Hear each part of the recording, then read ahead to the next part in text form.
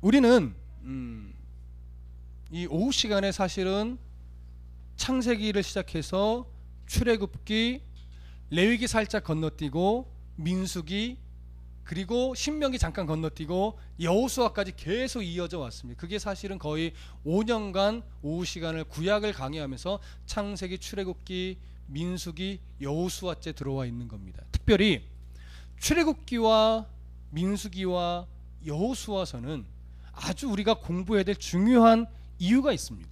그 이유는 뭐냐면 우리가 예수를 믿게 되는 그 순간부터 사실은 믿음의 백성들에게는요, 출애굽 광야의 이스라엘 백성들과 같은 그런 삶의 모습들이 우리에게도 동일하게 일어나기 때문에 그렇습니다. 이스라엘 백성들이 애굽에서 분리되어 광야로 떠나왔듯이 우리도 예수를 믿게 되면 일단 세상과 분리되는 경험이 필요합니다. 세상과 분리된 상태에서 이스라엘 백성들이 광야 40년 동안 훈련받았듯이 우리도 분리된 상태에서 믿음의 백성으로 훈련되어지는 과정이 분명하게 또 필요합니다. 그리고 훈련되어진 다음에 이스라엘 백성들이 다시 가나안이라고 하는 또 다른 세상으로 들어가 믿음의 백성으로 살아가야 했던 것처럼 우리도 다시 이제 세상의 가치 안으로 이제 들어가서 거기서 비로소 성도의 삶을 살아야 하는 과제가 주어지기 때문에 그렇습니다. 그래서 출애굽기와 민수기와 이 여호수아는 그래서 중요한 장입니다. 우리가 철저하게 그 내용들을 공부하고 거기서 말씀하시는 하나님을 발견하고 그래서 그들의 삶이 결국 나의 삶이구나, 내가 살아가야 되는 삶의 어떤 기준이구나, 이런 것들을 이 말씀을 통해서 우리는 배워야만 하는 것입니다. 그렇기 때문에 저번 시간에 배웠던 신앙의 기념비를 세우는 이 장면은 너무나 중요했던 것입니다. 여러분 이런 생각 해보셨습니까? 사실 이스라엘 백성이 애굽에서 탈출하는, 홍해를 건너는 그 순간부터 이스라엘에게는요 굉장히 굵직굵직한 사건들이 꽤 있었습니다. 홍해를 건너기 전에 애굽에서 10가지의 재앙이 일어나서 결국 마지막 모든 장자가 죽는 그 사건까지 하나의 어떤 사건으로 본다면 그 사건도 이스라엘에게서 너무 중요한 사건이에요. 그렇게 애굽에서 나온 후 홍해를 건너는 장면 또한 너무 중요한 장면이었죠. 그러고 나서 그들이 마라에서 물이 없다 쓴물을 마시면서도 불평했던 장면, 먹을 것이 없다 불평할 때 하나님이 만나를 내려주시고 메추라기를 내려주셨던 것 뿐만 아니라 오늘 다시 요단 앞에서 요단강을 건너는 장면, 그 사이에 제가 언급 안 했지만 또 여러 가지 사건들이 나열될 수 있습니다. 하다못해 금송아지를 만들었던 장면부터 해서 그런 모든 사건들, 장면들 속에서는요 하나님이 기념비를 만들라고 하신 적은 없습니다. 그런데 유독 오늘 요단을 건넌 이 시점에서는 12돌을 그 제사장들이 선 곳에서 돌 하나씩 가지고 와서 그것을 쌓아 길갈에 기념비를 세우라고 특별히 말씀하셨습니다. 왜 이전의 사건들 속에서는 기념비를 세우라는 말씀을 하지 않고 여던강을 건넌 이 시점에서만큼은 왜 기념비를 세우라 하셨을까요? 이전에 그런 굵직한 사건들은 굳이 기억할 필요가 없기 때문일까요? 그 사건이 이 요단을 건넌 사건보다 별로 중요하지 않아서일까요? 그렇지는 않을 겁니다. 그럼에도 불구하고 지난 과거의 그 굵직한 사건들 속에서는 하나님이 기념비를 세우라 하지 않고 오늘 요단을 건넌 이 시점에서 기념비를 세우라 하신 이유는 뭘까요? 바로 이제 하나님이 약속하신 언약의 땅으로 들어왔기 때문입니다. 그럼 잘 생각해 보십시오. 이스라엘 백성들이 이제 언약의 땅에 들어와서 여기서 살아가는 동안 이스라엘 백성들이 날마다 기억하고 잊지 말아야 할 내용들이 뭐예요? 요단을 건너게 하신 전능하신 하나님이에요? 그것만일까요? 아니요. 출애굽하는 과정 속에서 재앙을 내리셨던 일, 홍해를 건너게 하셨던 일, 그들이 불평했을 때 하나님이 물을 주시고 만나를 주시고 메추라기를 주셨던 이유, 금송아지를 만들으셨을 때 하나님이 얼마나 진노하셨던가, 시내산에서 그들과 언약을 맺으셨던 하나님, 으로부터 해서 요단강을 건너 이제 언약의 땅에 들어오는 이 순간까지의 모든 하나님의 역사하심과 만지심과 기다리심과 때로는 뭐예요? 진노하심까지 이스라엘 백성들은 다 기억해내야 돼요. 왜요? 이제 비로소 그들이 하나님과 약속을 맺은 그 땅에 들어와 이제 본격적인 뭘 해야 되니까? 삶을 살아야 하니까. 하나님의 통치를 받는 이제 진짜 삶이 그들 앞에 펼쳐져 있기 때문에 그 순간순간 이제 그 모든 지난날의 흔적들을 잊지 말고 거울 삼아 죄악에 빠지지 말고 우상에 빠지지 말고 살아가야 하는 거죠. 그래서 신앙의 기념비를 어디다 세우라? 지난 훈련받았던 장소에서 세운 것이 아니라 이제 내 삶을 살아가는 그 첫 시작점에 기념비를 세우는 거예요. 여러분, 오늘은 제가 약간 영해를 할 겁니다. 이 부분에서만 잘 들으십시오. 제가 늘 교회 안에서 말씀 안에서 강조하는 게 신앙의 뿌리는 어디에 내려라? 성경에, 하나님 말씀에 내려라. 교회에 뿌리 내리는 것도 아니고 목회자에게 뿌리 내리는 것도 신앙은 틀렸다. 오직 신앙의 뿌리는 뭐예요? 하나님의 말씀에만 내리는 것이다. 누누이 강조해 왔습니다. 여러분 잘 들으십시오. 신앙의 기념비는요, 교회에 세우는 게 아니에요. 신앙의 기념비는요, 어떤 선교지에 세우는 게 아니에요. 신앙의 기념비는 비로소 내가 성도로서 살아가는 그 자리자리에 세우는 거예요. 무슨 의미입니까? 여러분, 신앙생활은 교회 안에서 하는 게 아니에요. 신앙생활은 교회 밖에서 하는 거예요. 그래서 교회 안에 여러분들의 신앙의 공로를 쌓아서는 안 돼요. 섬김의 헌신과 때로는 헌금도 할 수 있고 헌물을 할 수도 있겠죠. 근데 그게 내 공로로 자리 잡아서 예배 가운데 하나님 보이지 않고 저거 내가 헌물한 거, 저거 내가 바친 거, 이런 것들이 눈에 들어와서 내가 하나님 앞에 겸손히 무릎 꿇어야 되는 신앙보다 더 높은 자리에 있어서는 안 된다는 거죠. 그래서 신앙의 기념비는 뭐예요? 내가 하나님 앞에 교회에서 말씀을 듣고 깨졌던 것이 기념비가 되는 거예요. 그리고 그 말씀대로 살았더니 하나님이 나를 죽이시지 않고 살려내시더라. 그런 경험들이 내 신앙의 기념비가 되는 거예요. 그래서 그 기념비는 어디서 바짝 붙잡는 거예요? 교회 안에서? 아니죠. 교회 밖에 내가 일상을 살아가는 그 자리에서 성도로서 살기 위해 이런 기념비들이 내 머릿속에, 가슴속에 자꾸 살아나야 되는 거예요. 그래서 신앙의 기념비는 길갈에 세우는 거예요. 그래서 신앙의 기념비는 여러분들의 일상의 삶의 자리에 세우는 거예요. 이거 놓치지 마십시오. 그래서 제가 오늘은 잠깐 영예를 하겠다고 말씀을 드린 겁니다. 오늘 길갈에 세웠다는 이 의미를 제가 발견을 하고 그걸 나름대로 좀 제 삶에 묵상적으로 적용을 하면서 그렇구나, 더 애써서 성도들이 교회 안에서 신앙의 삶을 살아갈 때 결국 싸움은 교회 안에서가 아니라 교회 밖에서의 싸움인데 우리는 왜 자꾸 교회 안에서 내 공로를 쌓고 내 공로를 인정해주지 않으면 질투하고 다투고 싸움이 일어나는가? 이게 참 속상했습니다. 그래서 우리만큼은 그러지 말아야 되겠다라고 결심을 또 다시 했습니다. 목회자의 공로도 교회에 들어갈 필요가 없습니다. 성도들의 공로도 여기에 있을 필요 없습니다. 내 공로가 보일 것 같으면 아예 안 하는 게 낫습니다. 그리고 여러분들의 정말 성도의 삶을 살아가는 그 자리에 신앙의 기념비를 세우고 성도로서 살아가는 그 싸움에 꼭 승리하십시오. 그럴 때 하나님이 기뻐하시는 겁니다. 하나님은요, 연약했던 지난 날을 보면서 너 이때 이랬지 이러시는 하나님이 절대 아니에요. 그래서 이스라엘이 지난 날의 흔적들을 거기에 두지 않고 하나님의 시선은 길갈에 두는 거예요. 지난 날의 흔적은 너의 교훈으로만 삼아라. 나는 그걸 갖고 너한테 책 잡거나 너 옛날에 이랬잖아 이러지 않는다는 거예요. 그런 하나님을 여러분 꼭 기억하시고, 하나님은 변화된 삶을 살아갈 지금에 주목하세요. 너 지금 어떤 자세로, 너 지금 어떤 하나님을 만나서 너 지금 어떻게 살아가려고 결심하고 그 한 걸음을 내딛고 있니? 우리 하나님은 그걸 보시는 하나님입니다. 그래서 길갈에 세운 신앙의 기념비는 너무 중요합니다. 오늘부터 우리는 그 기념비를 세우고 가나안으로 들어간 이스라엘 백성들의 첫 걸음을 보게 될 겁니다. 자, 5장 1절 다 같이 읽어볼까요? 5장 1절 함께 읽습니다. 시작.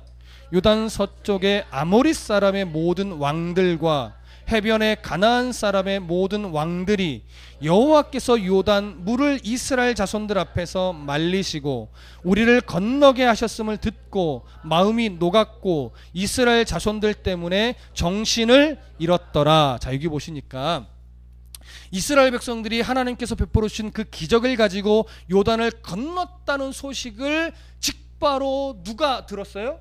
가나안의 거민들이 다 들었어요. 그래서 어떻게 해요? 마음이 어떻게 했대요? 녹았대요. 정신을 잃었대요.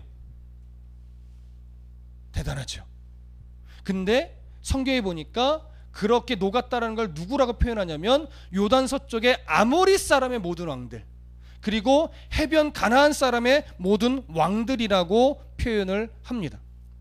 우리가 3장 10절에서 살펴봤듯이 가나안은 몇 개의 종족으로 구성이 돼 있어요? 벌써 까먹는 은혜를 덧입으셨군요. 3장 10절 가보겠습니다. 3장 10절 함께 읽습니다. 시작. 또 말하되 살아계신 하나님이 너희 가운데 계시사 가나안 족속과 헷 족속과 히위 족속과 브리스 족속과 기르가스 족속과 아모리 족속과 여부스 족속을 너희 앞에서 반드시 쫓아내실 줄을 이것으로써 너희가 알리라. 몇 개 족속이에요? 7개 족속이 각기 자기 어떤 성읍을 갖고 연합으로 살아가는 겁니다. 각기 독립적으로 살아가요. 그러나 이들이 어떤 큰 외부의 전쟁을 할 때라든가 어떤 큰 종교적인 행사가 있으면 그때 연합을 해요. 평상시에는 자기 종족대로 살아갑니다.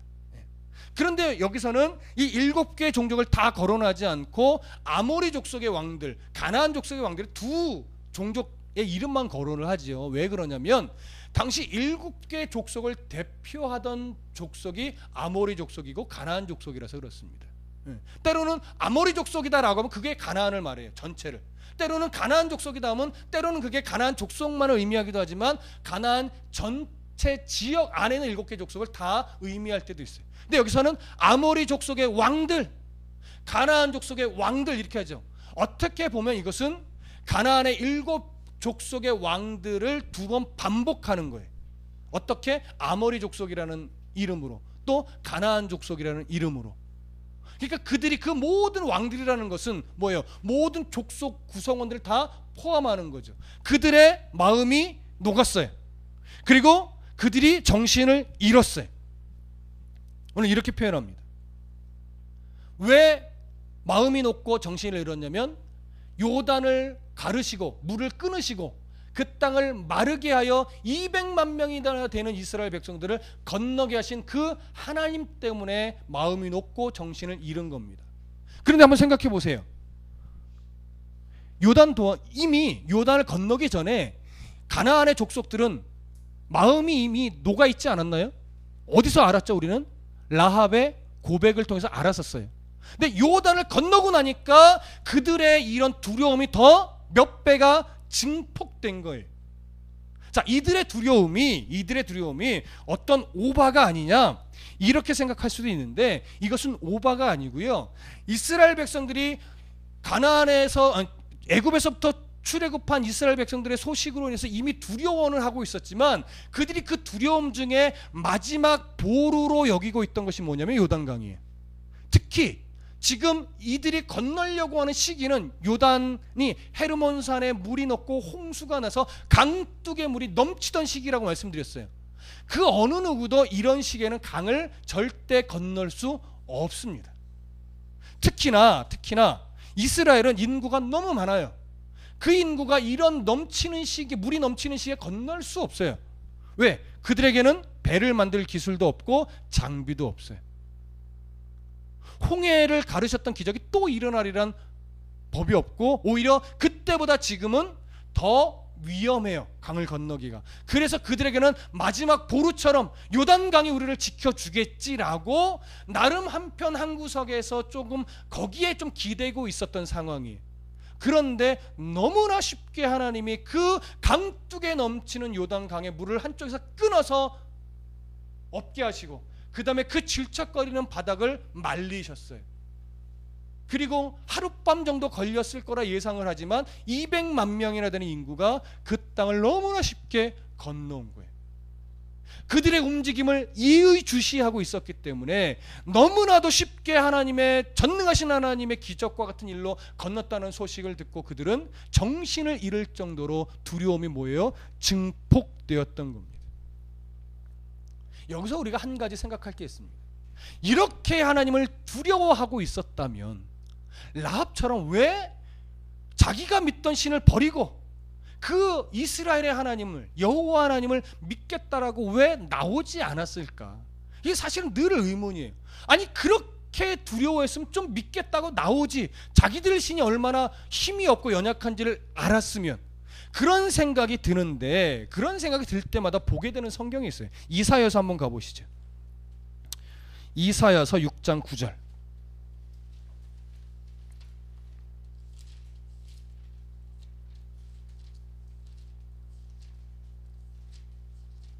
이사야 6장 9절.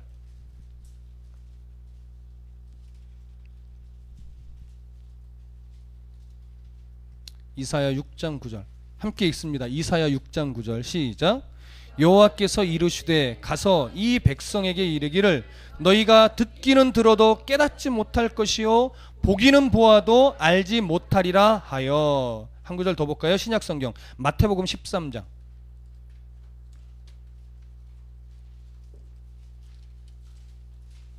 마태복음 13장 13절 14절 13절 14절 마태복음 13장 13절 14절 함께 읽습니다. 15절까지 읽으면 더 좋겠네요. 13절부터 15절 시작. 그러므로 내가 그들에게 비유로 말하는 것은 그들이 보아도 보지 못하며 들어도 듣지 못하며 깨닫지 못함이니라. 이사야의 예언이 그들에게 이루어졌으니 일렀으되 너희가 듣기는 들어도 깨닫지 못할 것이요 보기는 보아도 알지 못하리라.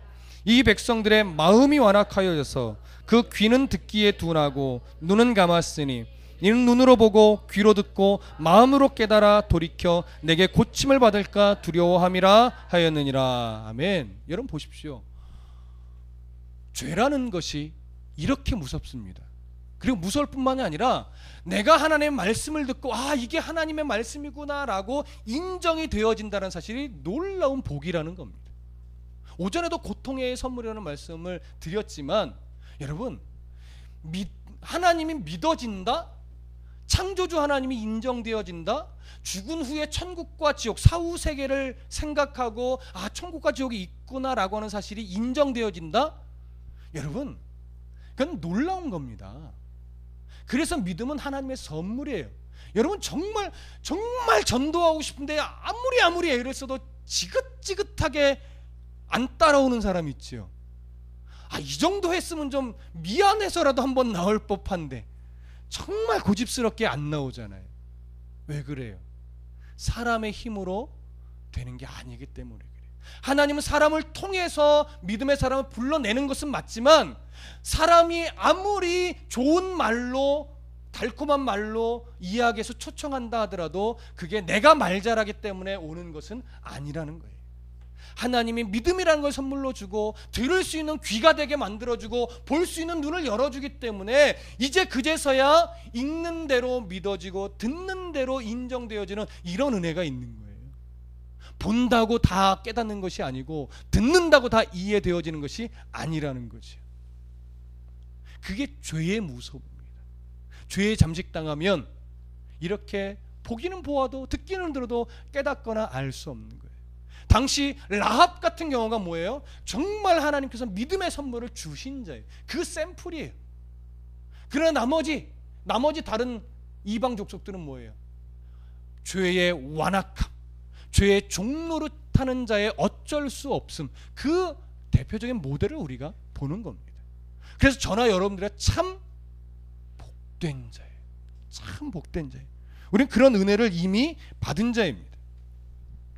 가나안 족속들은 그저 무서워할 뿐이었어요. 그게 안타까운 거예요. 무서워만 해요. 그 하나님께 나올 줄 몰라요. 자, 그렇다면 이제 본문으로 이제 다시 들어가 봅시다. 본문에 흘러가는 맥으로 가나안 족속들이 그렇게 마음이 녹았고 정신을 잃을 정도로 두려웠다면 이제 남은 것은 뭐예요? 가서 싸우기만 하면 승리는 우리나라 속된 말로 따놓은 당상이죠. 네. 우리의 합리적인 이성으로는 그게 맞습니다. 지금이 전쟁하기에 가장 적합한 순간이에요. 그런데 하나님은 우리의 생각과 달랐던 거예요. 하나님은 여기서 이스라엘의 발걸음을 멈추십니다. 여러분, 여기서 은혜를 발견하셔야 돼요. 이럴 때가 있어요. 내가 생각하기엔 너무 좋은 때, 어떤 일을 하건 간에 이건 정말 너무 좋은 기회다. 이때 이것을 내가 하면, 요때 내가 이거 붙잡기만 하면 이건 좀 기가 막히다, 막 이럴 때 있잖아요. 그때 하나님, 우리가 정말 믿음의 백성이라면요, 그때 한 템포 잠깐 멈춰야 돼요. 하나님도 기뻐하실까? 요걸 놓치시면 안 돼. 하나님도 기뻐하실까라는 물음을 한 번쯤은 정말 일이 잘 풀릴 때 내게 스스로 던져야 돼요. 그래서 하나님도 인정하신다라고 하는 믿음의 확신이 설 때, 그럼 뭐예요? 이제 뒤돌아볼 거 없어요. 누가 옆에서 뭐라 그러든지 상관없어요. 그걸 하면 돼요. 그걸 붙잡으면 돼요. 나가면 돼요. 그러면 하나님이 그 선택에 함께 해주시는 거예요. 그런데 많은 사람들이 자꾸 잃어버리는 것이 뭐냐면, 기가 막히다 하면 무조건 하나님 앞에 한 템포 잠깐 멈춰서 묻고 하나님의 마음을 조금 기다리는 것이 아니라, 기가 막히네, 하나님이 주셨어 하고 덥석 무는 거예요. 무슨 말씀인지 아시겠죠? 너무 일이 잘 될 때도 한 템포 멈출 수 있는 믿음의 용기가 필요합니다. 우리가 잘 못하는 것 중에 하나가 바로 이거예요. 너무 잘 될 때 끝까지 잘 될 거라 생각하고 그냥 드립다 가요. 하나님 생각하지 않고. 아니에요. 멈출 수 있는 용기가 필요해요. 그래서 하나님도 기뻐하실 만한 내용이라면, 하나님도 인정하실 만한 것이라면, 그때부터는 누가 비웃거나 손가락질해도 그건 돌아볼 필요 없어요. 그냥 가면 돼. 그런 하나님이 지금 누가 봐도 이건 이제 빨리 가서 싸우기만 하면 끝이에요. 네. 어느 전술가한테 물어봐도 맞을 거예요. 근데 하나님 거기서 멈춰 세웁니다. 그 다음에 내리시는 명령이 2절이에요. 다 같이 읽어볼게요. 시작. 그때 여호와께서 여호수아에게 이르시되 너는 부싯돌로 칼을 만들어 이스라엘 자손에게 다시 할례를 행하라 하시매. 자, 할례를 행하라고 합니다. 할례. 여러분, 할례가 뭔지는 다 아시죠? 그때라고 하는 것은 가나안의 모든 족속이 두려움에 빠져 정신을 잃을 만큼 지금 막 두려움이 증폭되어 있을 그때예요.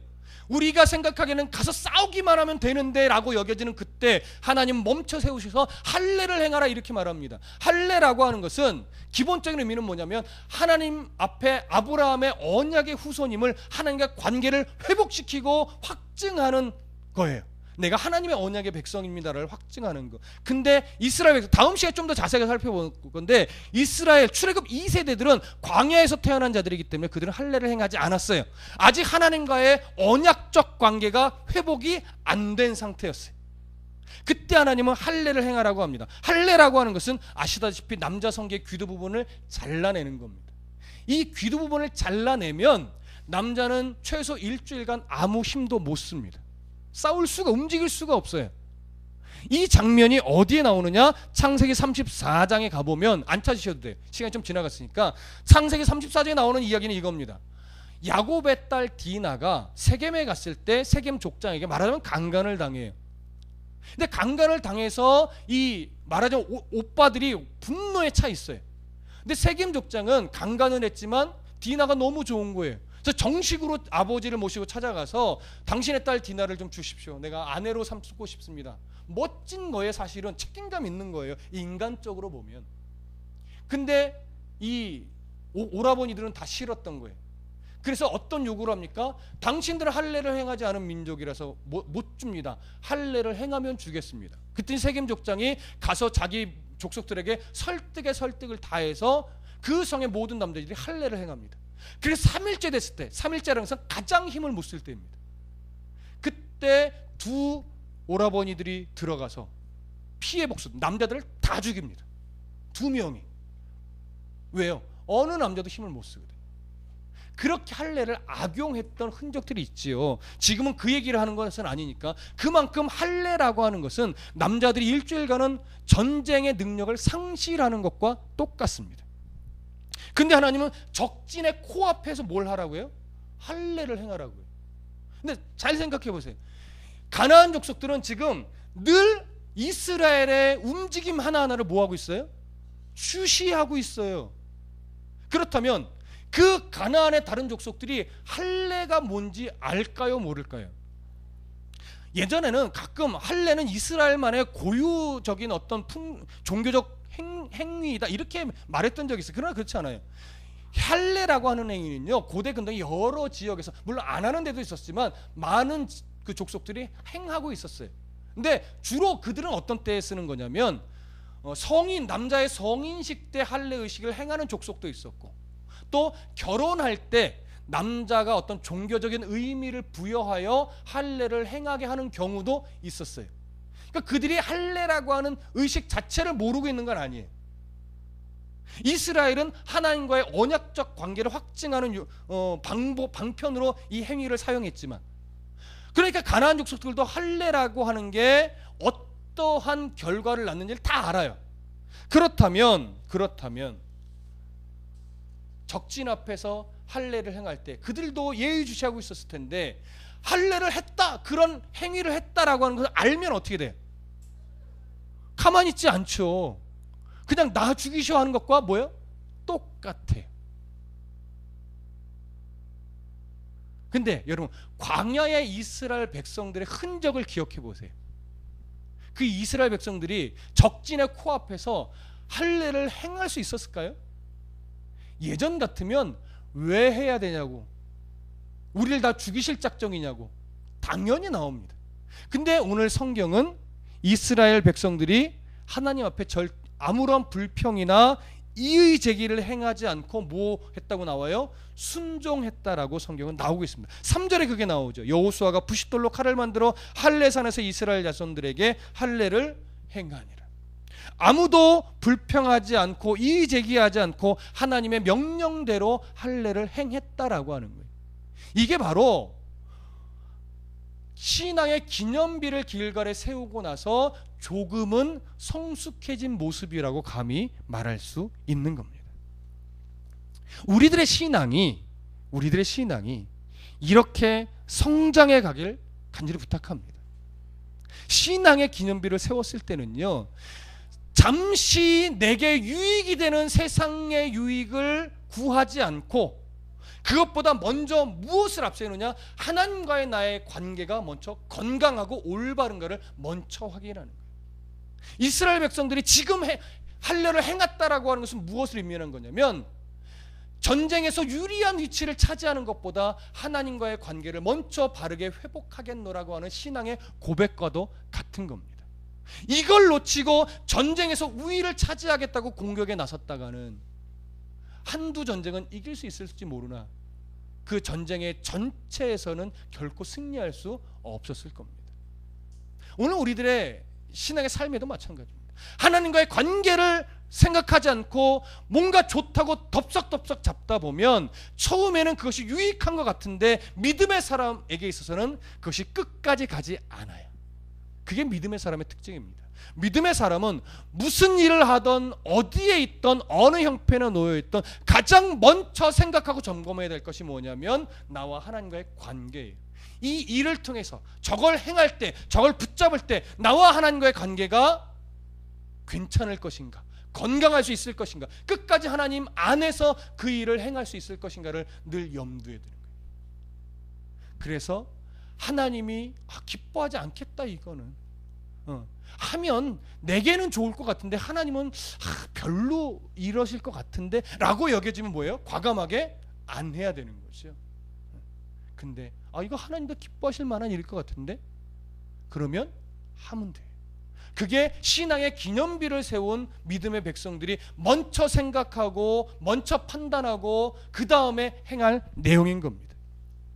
이사야서 55장 8절에 보면 분명하게 말씀하십니다. 이는 내 생각이 너희의 생각과 다름이요 내 길은 너희의 길과 다름이니라 여호와의 말씀이니라.